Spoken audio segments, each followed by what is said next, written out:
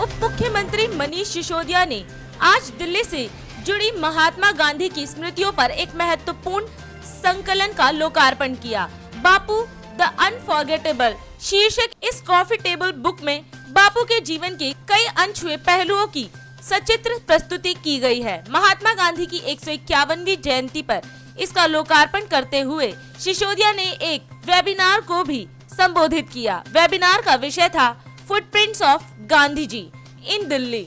लोकार्पण करते हुए सिसोदिया ने कहा कि आज सामाजिक पतन की इतनी घटनाएं देखकर हम महात्मा गांधी की जरूरत पहले से कहीं ज्यादा महसूस कर रहे हैं। आज बापू होते तो किस तरह हम सब पर दबाव डालकर हमारे सामाजिक उत्थान की कोशिश कर रहे होते। यह समझने की कोशिश करनी चाहिए। गांधी जी के बाद उनके जैसा कोई मजबूत व्यक्तित्व नहीं मिल सका जो समाज का पतन रोक सके।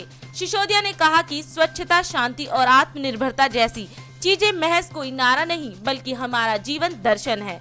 ऐसी बातें करने वाला व्यक्तित्व जब खुद मजबूत हो और इन चीजों को अपने जीवन में उतारता हो तभी समाज में चेतना जग पाती है। सिसोदिया ने कहा कि पिछले साल गांधी जी की 150वीं जयंती के दौरान ही ऐसे प्रकाशन का विचार सामने आया था। बापू की सक्रियता दुनिया और देश के विभिन्न हिस्सों में रही, इसलिए उन्हें किसी एक जगह से जोड़कर नहीं देखा जा सकता, लेकिन बापू की कर्मभूमि और उनकी गतिविधियों का महत्वपूर्ण केंद्र बिंदु रही है।